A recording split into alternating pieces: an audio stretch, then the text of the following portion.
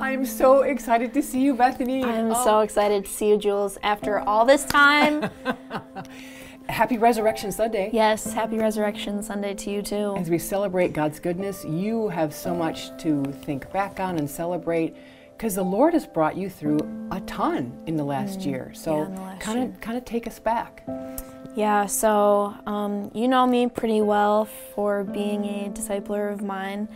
I have been in a really good Christian home and a good Christian family, and I was saved at a young age and just have lived a really good life.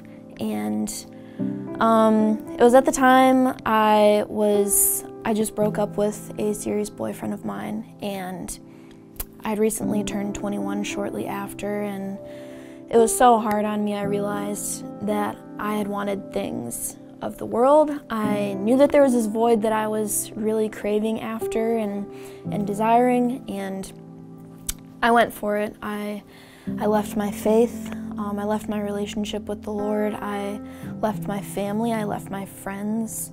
I left my church. Everything that I had ever known and loved and cared about,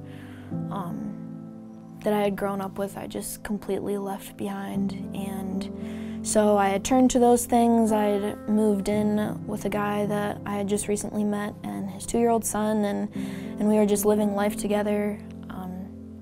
I really turned to alcohol, drugs, and smoking during that time, and that was the void that I thought I was missing. I thought I was missing that relationship, that substance. Like, I knew that there was something that I had wanted, and so I had turned to that. And one day, this guy that I was living with, he came home and told me that he wanted me out of the house. And he left for the evening, and I had no idea. I had no idea what to do.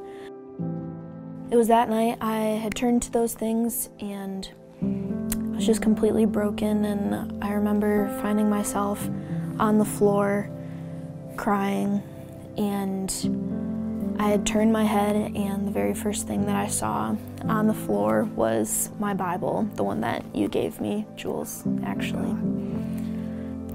And I remember opening it, and I didn't even really know what I was reading in the time, but I knew that the Lord was speaking to me at that time, and He was calling me to a relationship with Him. So the Lord brought you out and took you back home. Mm-hmm. Yep. So you were the very first person that I had called after I had that revelation, and we talked about it, and you were willing to open me up into your house and keep me there, but we both came to the agreement that I needed to go back home to my family to reconcile and restore the relationship that had been lost with my family and my faith, and I just turned it all over to the Lord, and we had no idea what that next step meant for me, but we knew that I needed to go back home in that time. And so it was the next morning. It was a Sunday morning, and I got up and was ready for church, and I went back home and asked my family if I could return home, and my parents, all of my siblings, were standing at the front door waiting to welcome me back home. And it was at that moment that I had really experienced what God's grace meant in my life and what His love and forgiveness meant for me. So that was a new beginning for you. And so the Lord had some really beautiful miracles for you. What happened next? So after then, my dad took me out on a coffee date, and he asked me what I wanted in life. He asked me if I wanted to go back to work at the hospital and at the surgery center. He asked me if I wanted to stay home and not work, if I wanted to stay at the church, if I wanted to go off to school, do I want a family right now, do I want to pursue that, like what do I want in life? And I knew that what I wanted more than anything was to pursue my education, so yes. And I put in for Word of Life. I felt so compelled that this is what the Lord had in store for me.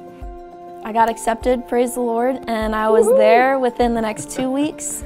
And the Lord has just completely transformed my life ever since then. He's given me so many opportunities for mission work. I just did a mission trip to Quebec for a few days, and that really compelled my heart as to how lost people really are, the hope that they're lacking of. And that was a really big eye-opener for me to reach people through relationships. That even reminded me of another verse in Psalm 139, verse 16. It says, in the second half, all my days were written in your book and planned before a single one of them began.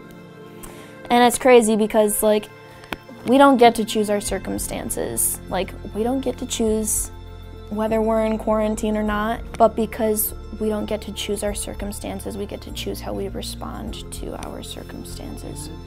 And I know that, you know, as much as I would like to be at college right now, with my friends and just continued learning, I know that through online learning, God can still be glorified through that.